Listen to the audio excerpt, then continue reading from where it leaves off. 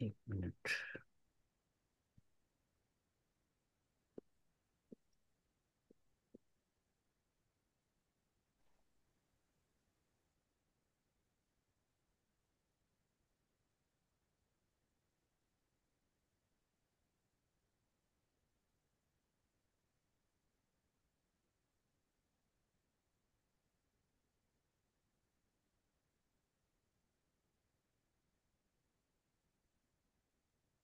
जी, ये शामिला का है। अपना क्या क्या नजर आ रहा है जी आपको? हमें तो अभी ब्राउजर ही नजर आ रहा है। आप अच्छा, अब नजर आ गया। अच्छा, लिस्ट ठीक नजर है। आ अच्छा, गई। शामिला का ये बहुत ही शानदार है। ये शामिला के अंदर भी बहुत से वो आए वर्जन्स, लेकिन ये वाला जो है ये बहुत आला है। अच्छा, इसमें अब आप यहाँ से जाएंगे ना, ये तसनीफ का है। ये अपना किताब के का एक ऑप्शन है। इसके अंदर ये तसनीफ में कैटेगरीज हैं। ठीक है, कि किस उन्वान में, किस किस्म में आपको किताबें चाहिए। फर्ज कीजिए आप को नहव की किताब चाहिए ना, तो ये नहव, नहव व सर्फ। ठीक है ना। आगे सारी वो कुतुब खुल जाती हैं कि जो जो किताबें आपकी नहव में मौजूद हैं। अच्छा, इसमें हम हदीस के उसमें जाते हैं। जैसे मैंने बताया था ना, इसमें कुतुब सुन्ना, ये मुतून हदीस हैं। ठीक है। और ये शुरूहुल हदीस है। फर्ज कीजिए ये शुरूहुल हदीस में आप जाते हैं, और इसमें आप आ जाते हैं जी। इसमें अल इस्तिज़कार, ये है ना अल इस्तिज़कार किताब। सिर्फ मैंने इसके ऊपर रखा है, ये देखिए टैग कि इनकी है। और नीचे देखिए तरकीमुल किताबी मुवाफ़िक़ लिल मतबू, ये मतबूआ किताब के बिल्कुल मुताबिक है। बज़ाहिर इसमें गलती का इम्कान नहीं होता, लेकिन मेरा नहीं ख्याल कि ये शौरी तौर पे ऐसा, क्योंकि इसको बहुत से मुस्लिम स्कॉलर्स जो हैं वो इसको देखते हैं और डाटा फीड करते हैं। विकिपीडिया से तो कम से कम बहुत ज़्यादा अथेंटिसिटी है। अगरचे उसके अंदर भी वो कहते तो यही है कि वो स्कॉलर्स जो हैं वो उसको वो अपडेट कर रहे होते हैं, और हर चीज़ जो है वो उसमें फीड कर रहे होते हैं। लेकिन ये और फिर इनकी ये भी कोशिश होती है कि जो किसी जगह से बाकायदा तौर पे वो जो यानी जिस किताब को कंपोज कर लिया गया हो, उसकी मुस्तनद उस नुस्खे को ये हासिल करते हैं और फिर इसका हिस्सा बनाते हैं। इसलिए इसमें अगलात की का इतना इम्कान नहीं होता। अच्छा, उसमें भी फिर पहले जो शामिला होता था ना, उसमें आमतौर पे इस बात का वो नहीं ख्याल रखते थे कि कि कौन से सफ़े पे कौन सी जिल्द में क्या शो कर रहे हैं, यानी शामिला वाला नुस्खा जो है वो क्या दिखा रहा है। लेकिन अब जो है ये मुवाफ़िक़ लिल मतबू है। मिसाल के तौर पे ये इमाम शाफी की मुस्नद है, तो इसको हम देखते हैं। ये खोल लिया हमने, ठीक है जी। पहले सफ़े में इतना ही था मतबूआ किताब में, इसलिए इन्होंने इससे ज़्यादा नहीं लिखा, हालांकि नीचे लिख सकते थे। ठीक है ना। और इसी तरह से मसलन ये आपने खोला है, ये एक जो जो सफ़ा बताया जा रहा है वो उस सफ़े के अंदर ही। उसके बाद फिर आगे अहादीस जो हैं वो, यानी उसके झैल में जो शुरूहात हैं या जो तखरीजात हैं वो अलग हैं। लेकिन जो सिर्फ इस किताब का मतन है, उसका जो सफ़ा बनता है, ये उसके बिल्कुल मुवाफिक है। ठीक है ना। यानी आप नीचे देखेंगे ना, तो ये देखिए ज़रा, सफ़ा नंबर 84 पे है ये हदीस, ये वाली जो है। ठीक है ना। बाकी जाहिर सी बात है, जो छपा हुआ नुस्खा है उसके अंदर हवाशी के अंदर बहुत कुछ होगा, लेकिन ऊपर जो है वो इतना ही है। चुनांचे इन्होंने उतना ही हिस्सा शामिल किया है इसका। और अगर आप यहाँ पे जाएं, ये कुरान पाक वाला है पोर्शन, ये बहुत शानदार है। आप हजरात ने देखा होगा वैसे, अगर आपके इस्तेमाल में, इसमें यह है कि आप कोई भी सूरत है, फर्ज कीजिए सूरत यूनुस खोलते हैं। सूरत यूनुस की इधर मुताल्लिका इस हिस्से में आप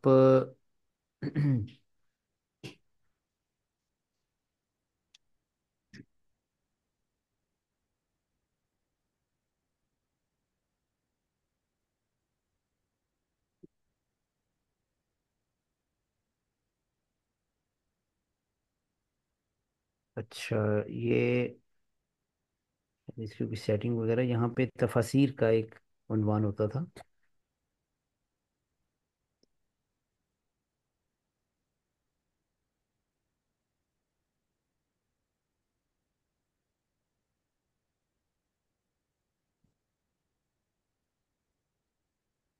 या पता नहीं वो तफसीर के झैल में खुलेगा। हम्म,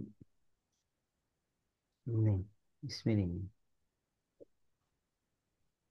है। ये इसको मैंने अपडेट किया है कुछ ऐसा पहले ही। इसमें ये वाला हिस्सा जो है वो थोड़ा सा तब्दील है, वगरना ये।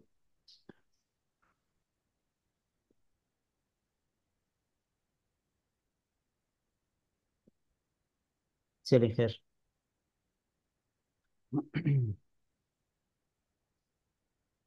ठीक है जी। खैर की बात है, यहाँ पे ना इसका नीचे तफसीरों का आपके पास कौन सा है वर्जन? सिस्टर पहले मौजूद थी वो। हाँ जी, मेरे पास भी लेटेस्ट है जिसमें मैं काम कर रही हूँ, उस पे आता है तफसीर का। मेरे पास अभी मैं वही वही मैं हैरान हूँ, लैपटॉप। मेरे पास जो पहले था उसमें यहाँ पे ऊपर कुरान पाक खुलता है, नीचे जो है वो तफसीर का ऑप्शन हमारे पास मौजूद होता है, लेकिन यहाँ पे नहीं रहा। जी, मेरे पास तो आता है ये। मैं एक मिनट जरा ये खोल लूँ। हम्म, मैं वही देख रहा था कि इसमें कोई पहले वाला जो था उसमें वो शो होता था।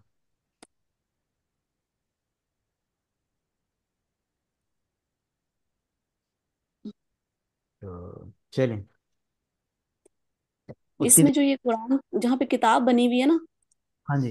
दोनों साइड जैसे कुरान की तरह खुले हुए होते हैं। इसमें सारी फिर ऊपर तफासिर आती है। अब मैं आपको दिखा नहीं पाऊंगी ये। हम्म, ऊपर सारी ही तफासिर हैं इसमें, तफसीर मानी और अल नहीं, ये तबरी। वाकई ठीक है।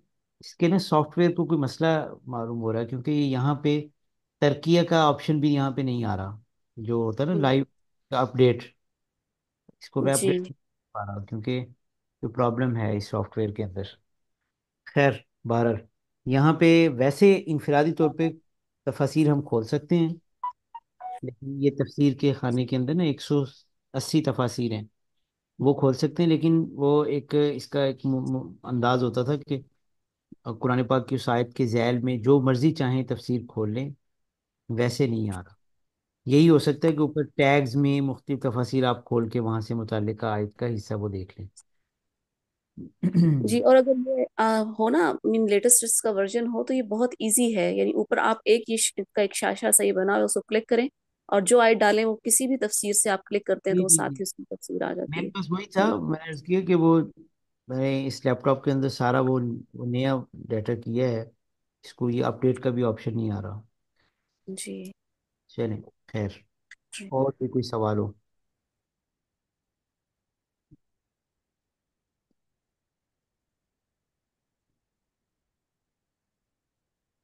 हम्म, ठीक है, अगर कोई और सवाल नहीं है तो आप आराम करना चाहें।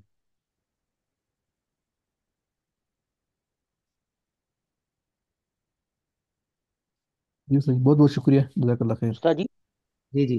बहुत बहुत उस्ताद जी शुक्रिया। उस्ताद जी, ये जिस तरह से हम आप माशाल्लाह लेक्चर तो दे देते हैं, बहुत हम्म, अच्छा।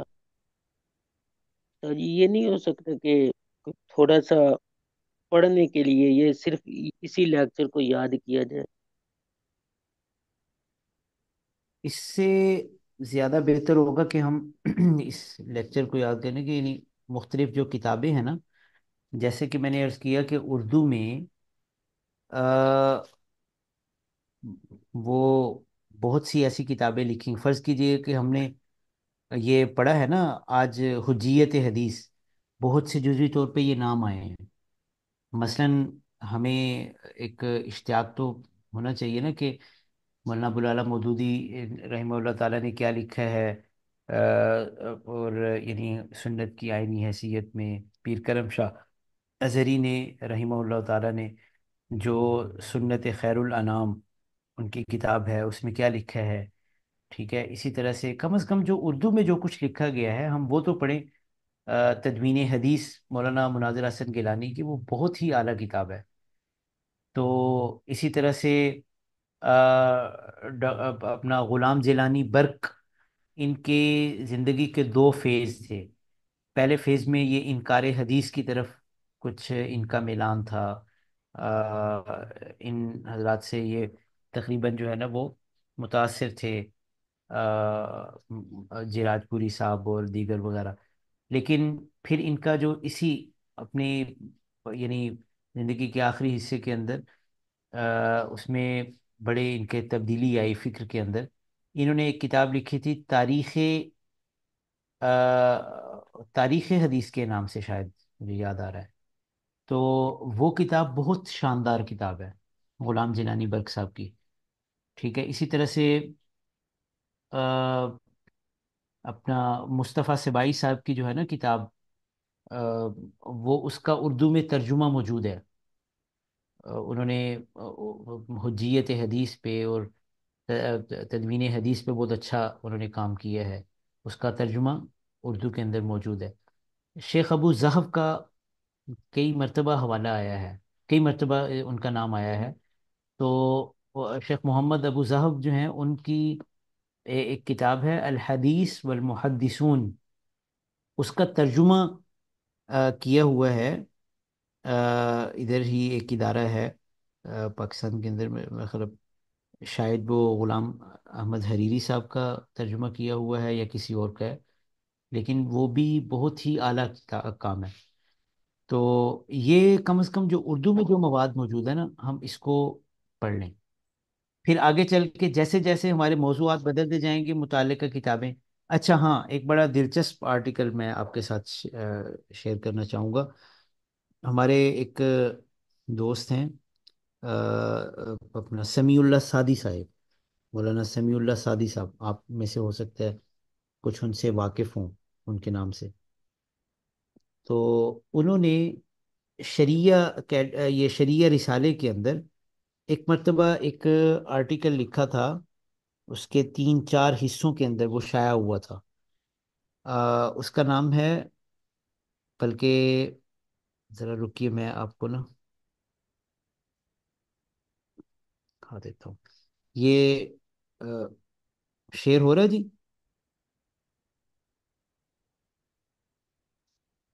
نہیں، ابھی ابھی مکتبہ تک آیا شافعہ نہیں استاد جی، آ جاتا ہے، آ آ جائے گا. اچھا جی، ایک منٹ ٹھہریے.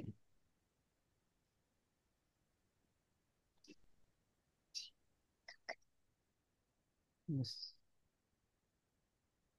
تھوڑی دیر میں.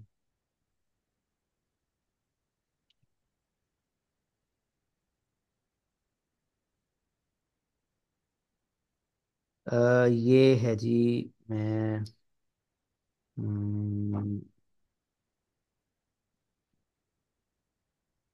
یہ 2017 میں ان کا وہ تھا، بلکہ یہ دوسری جلد ہے، دوسرا حصہ ہے. پہلا جو ہے وہ اس سے پچھلے شمارے میں ہوگا. انہوں نے بہت ہی اعلیٰ کام کیا ہے. یہ دور جدید کا حدیثی ذخیرہ، کہ جدید دور میں حجیت حدیث پہ کیا کام ہوا ہے، جرح و تعدیل اور اسماء و رجال وغیرہ کے حوالے سے کیا کام ہوا ہے، تاریخ حدیث پہ کیا کام ہوا ہے، اور عربی میں کیا ہے، اردو میں کیا ہے. انہوں نے ایک بہت اچھی فہرست دے دی ہے. مثال کے طور پہ اس وقت ہمارے سامنے مثلا یہ موجود ہے کہ اصول حدیث کے مختلف موضوعات پر خصوصی تصنیفات. آپ یہ پڑھیں گے نا تو یہ دیکھیے ترتیب کے ساتھ یہ نام آتے جائیں گے. مثلا یہ آج جو ہم نے پڑھا نا ڈاکٹر ضیاء الرحمن، یہ وہی ڈاکٹر عبداللہ اعظمی جن کی الجامع الشامل، ان کی کتاب ہے دراسات فی الجرح والتعدیل. نور الدین عطر کی کتاب ہے اصول الجرح والتعدیل. سید عبد الماجد غوری کی یہ ہے. اچھا، اس کے بعد آگے متصل پھر آگے جو اردو میں جو کام ہوئے ہیں نا وہ بھی ان کا بھی یہ تعارف کرواتے ہوتے ہیں. تو یوں پھر آگے جو شروحات جو جو ہیں اردو میں عربی میں، ٹھیک ہے نا، اس طرح سے کر کے نا انہوں نے وہ سارا ذخیرہ دے دیا ہے، تو ہم میں سے یعنی جس کو یہ کتابیں میسر ہوں بسہولت وہ استفادہ کر سکتا ہو، ٹھیک ہے، اس سے استفادہ کرنا چاہیے، خاص طور پہ جن کا لیکچرز کے اندر تعارف آ جائے یا جو بھی۔ سر اس کا لنک آپ گروپ میں شیئر کر دیجیے گا اس آرٹیکل کا۔ ٹھہریے میں دیکھ لوں کہ ہاں یہ ہے، یہ اس کا پہلا حصہ ہے، ٹھیک ہے جی، یہاں سے یہ میں لنک شیئر کر دوں گا۔ اور اب مثلا آپ دیکھیے کہ یہ ہے نا پہلی جہت دفاع حدیث۔ اب دفاع حدیث میں دیکھیے کہ یہ سب سے پہلے انہوں نے عربی میں یہ کتابیں وغیرہ کچھ شیئر کی، یہ کتابیں لکھی ہیں عربی کی ہیں ساری، حجاج خطیب کی ہے، ان کا آج نام آیا تھا، ٹھیک ہے، اور اسی طرح سے مختلف یہ کتابیں، اس کے بعد پھر اردو کی کتابیں شروع ہو گئی ہیں، دیکھیے تاریخ تدوین حدیث ڈاکٹر زبیر صدیقی صاحب کی، یہ ان کی، اس میں کوشش کریں جو پرانے لوگوں کی لکھی ہوئی کتاب ہے نا، چاہے وہ دیوبندی ہوں، بریلوی ہوں، اہل حدیث ہوں، جو بھی ہوں، ٹھیک ہے، یعنی جو نسبتاً ہمارے پرانے علماء ہیں نا، ان کے کام میں دقت زیادہ ہے، گہرائی اور تحقیق زیادہ ہے۔ یہ جو جدید دور آتا ہے نا جو بعد میں جس میں یہ نام کے ساتھ ڈاکٹر شاکٹر لگنے شروع ہو جاتے ہیں یہ عام طور پہ پی ایچ ڈی لیول یا ایم فل لیول کے مقالہ جاتے ہیں، اس میں بھی جو کوئی پرانے ڈاکٹر ہیں ان کا تو ٹھیک ہے، جو میرے جیسے ہی ہیں، ٹھیک ہے، اس دور کے تو ان کا جو ہے وہ زیادہ اس کو مرجع بنانے کی ضرورت نہیں ہے، تو کوشش یہ کریں کہ جو پرانے دور کی لکھی ہوئی کتابیں ہیں نا ان کو ضرور آپ پڑھیں، جیسے مثلا یہ کتابت حدیث پہ مفتی رفیع صاحب کا ہے مقالہ، یہ میں کہہ رہا تھا، یہ تاریخ حدیث ڈاکٹر غلام جیلانی برق کا، ٹھیک ہے، حفاظت حدیث ڈاکٹر خالد علوی کا ہے، ہاں یہ ایک بہت بڑا نام ہے، ان کا تعارف رہ گیا، مولانا عبد الرشید نعمانی، ان کی کئی کتابیں ہیں، اور ان میں سے ایک مثلا تاریخ تدوین حدیث، اور ایک ابن ماجہ اور علم حدیث، اس کا بھی میں نے تعارف بالکل شروع میں آپ کے سامنے رکھا تھا، پھر آگے اور اس سے حجیت حدیث پہ کچھ اور کتابیں، پھر عربی کی کتب، تو ان کا یہ آرٹیکل بہت اچھا ہے، یہ 2 3 حصوں میں ہے، اس کو ضرور آپ دیکھیے گا، یہ میں ابھی بھیج دیتا ہوں۔ اور جی کوئی سوال ہو؟ استاد جی، پڑھنا تو چاہیے بہت کچھ، لیکن اگر ہمیں ہفتہ وار یا اس طرح سے کوئی کام اسائن کر لیا جائے کہ اس کتاب کا مطالعہ آپ شروع کریں، تو میرے خیال میں وہ زیادہ بہتر ہو جائے گا، کہ ہمارے کرنا ہمیں آسان ہو جائے گا، کیونکہ ہاں پڑھا تو بہت کچھ جایا جا سکتا ہے، لیکن ایک ڈائریکشن مل جاتی ہے نا کہ اب ہم نے یہ کام کرنا ہے، تو اس طرح کم وقت میں زیادہ کام ہو جاتا ہے۔ جی، میرے حساب سے آ، 2 کتابوں کو نا ضرور پڑھنا چاہیے، ایک محاضرات حدیث ہیں ڈاکٹر محمود احمد غازی صاحب کے، یہ لیکچرز کی صورت میں بھی شاید ان کا وہ موجود ہو، لیکن یہ چھپے ہوئے ہیں، چھپے ہوئے اس میں جو ہے نا وہ ایڈیٹنگ بھی ان کی طرف سے نظر ثانی ہوئی ہے، ان کی ڈاکٹر محمود احمد غازی صاحب کے نا لیکچرز بہت ہی علمی اور بڑے مرتب اور منظم ہوتے تھے، اس لیے ان کے آپ کو محاضرات کا پورا سیٹ لے لینا چاہیے، اس کو ضرور پڑھنا چاہیے، محاضرات سیرت، محاضرات حدیث، محاضرات فقہ، محاضرات قرآنی، محاضرات تعلیم، محاضرات معیشت و تجارت، یہ 6 تو کم از کم ان کا تو مجھے پتہ ہے، تو یہ ضرور پڑھنے چاہیے، اسی اور طرح یہ محاضرات حدیث پی ڈی ایف فارم میں بھی ہے، اگر آن لائن بھی پڑھنا چاہیں تو اس میں بھی پڑھ سکتے ہیں۔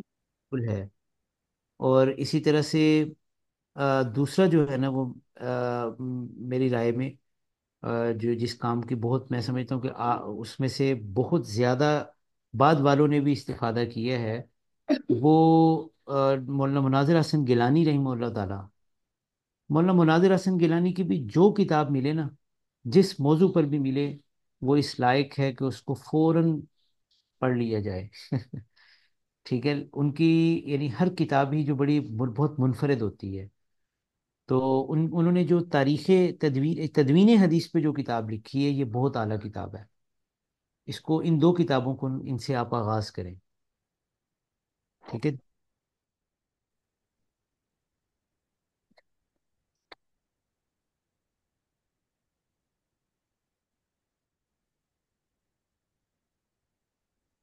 اور جی. استاد جی، جی. صرف ایک چھوٹی سی ریکویسٹ کہہ لیں اور ہماری تھوڑی سی کمزوری کہہ لیں. استاد جی، یہ جو ہمارا لیکچر ہوتا ہے ہم، اس کے متعلق اگر چھوٹا سا کہہ لیں یا جو مناسب ہو، پی ڈی ایف میں آپ اگر یا اسائن کر دیں یا آپ کاٹ کر شیئر کر دیں، تو ہم، وہ اگر پڑھ لیا جائے تو ایک یعنی کہ نا بندے کو ایک ذمہ داری کا احساس رہتا ہے کہ ہم تعلیمی سلسلے کے ساتھ ٹچ ہیں. نہیں تو اچھا. ایک استاد جی یہ ہفتے کے بعد بس کلاس لے لی، اطہر اس بھائی کے میں نے بعد شیئر کوئی کیے ہیں، پتہ نہیں ہے. جتنے بھی استاد جی کے پچھلے دونوں لیکچرز ہیں وہ سارے لکھے ہیں، وہ دونوں نہیں شیئر بھی یعنی کہ نا کیے تھوڑا سا کام آسائن ہو جائے نا ہمیں، ہیں. وہ میں تو ٹھیک ہے آگے بھی آپ لکھ کے کی شیئر بات. کرتا رہوں گا، جتنے بھی ہیں وہ میں شیئر کرتا ہوں. اس میں یہ ہے کہ سر دست یہ جو آج ہم نے جو کچھ کیا ہے نا، اس میں ویسے تو اس کا کچھ نہ کچھ حصہ جو ہے وہ اس کے ساتھ یکسانیت رکھتا ہے، لیکن ڈاکٹر محمود احمد غازی صاحب کا جو غالباً آخری لیکچر ہے، یا دور حدیث میں جو ذخیرہ حدیث ہے یا حدیث کے کام کی جو جہتیں ہیں، اگر ہم وہ دیکھ لیں کم از کم ایک آدھ خطبہ، تو کچھ نہ کچھ جو ہے وہ کفایت کرے گا. اس میں انہوں نے ایک دو اور بھی ڈائمینشنز جو ہیں وہ واضح کی ہیں حدیث کے کام کے. مثلا وہ اس میں لکھتے ہیں کہ وہ اس سے بھی اگلے درجے کا کہ کام کیا کیا ہونا چاہیے مزید.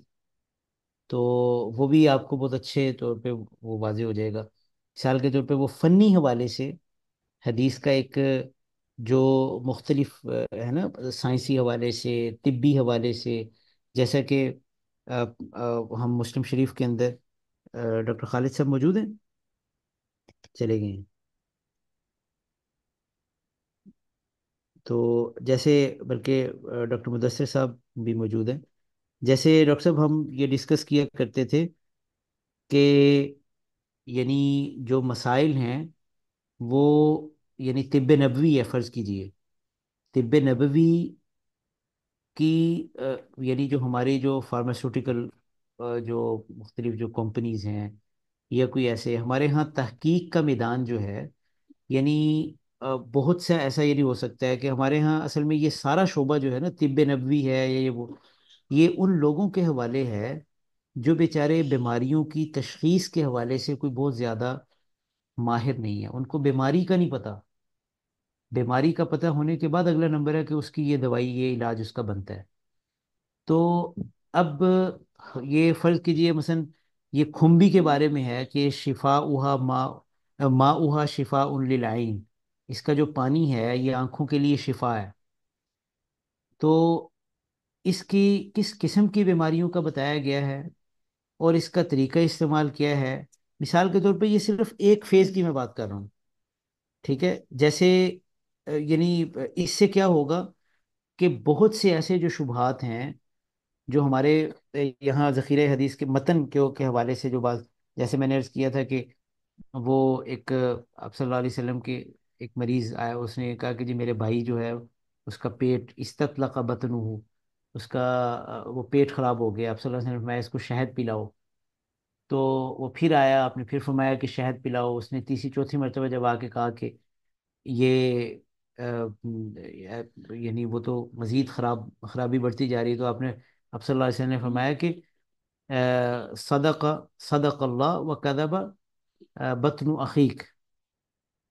ٹھیک ہے. تو اب یہ جو ہے، اس پہ بعض حکماء کی، بعض اطباء کی رائے یہ ہے کہ پیٹ کی خرابی میں شہد تجویز نہیں کیا جانا چاہیے. ٹھیک ہے.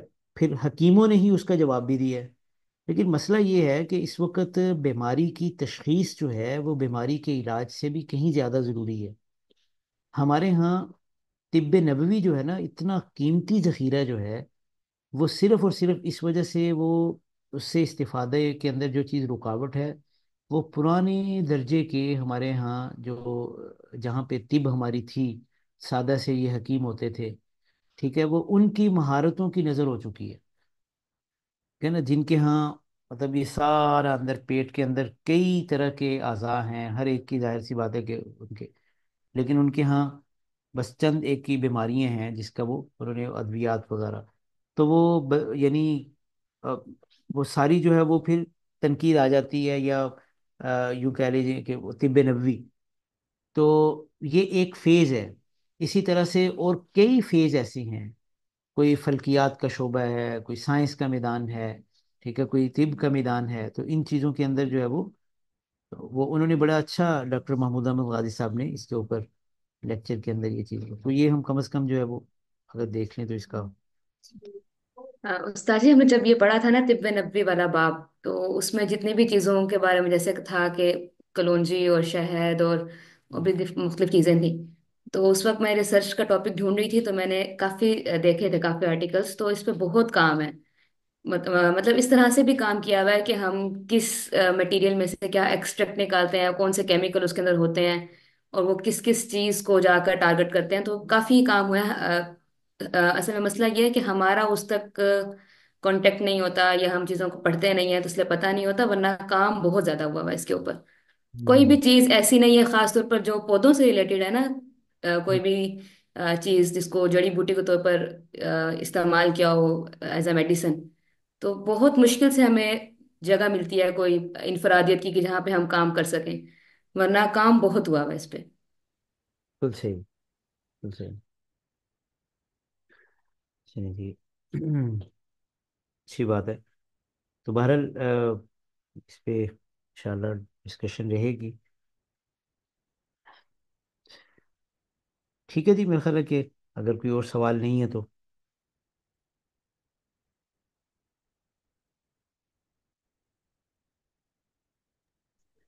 استاد محترم، وہ جو آپ نے وہ جو ان کا نام بتایا تھا محمد غزالی، پورا نام بتا دیجیے گا یا واٹس ایپ کرتے ہیں وہ گروپ کے اندر ان کا نام؟ ڈاکٹر محمود احمد غازی۔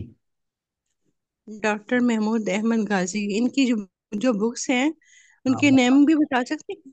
بالکل، محاضرات حدیث، بلکہ مجھے شاید آپ نے بتایا تھا کہ آپ الہدا سے آپ نے جی آ، جی، میں یہ اسٹوڈنٹ۔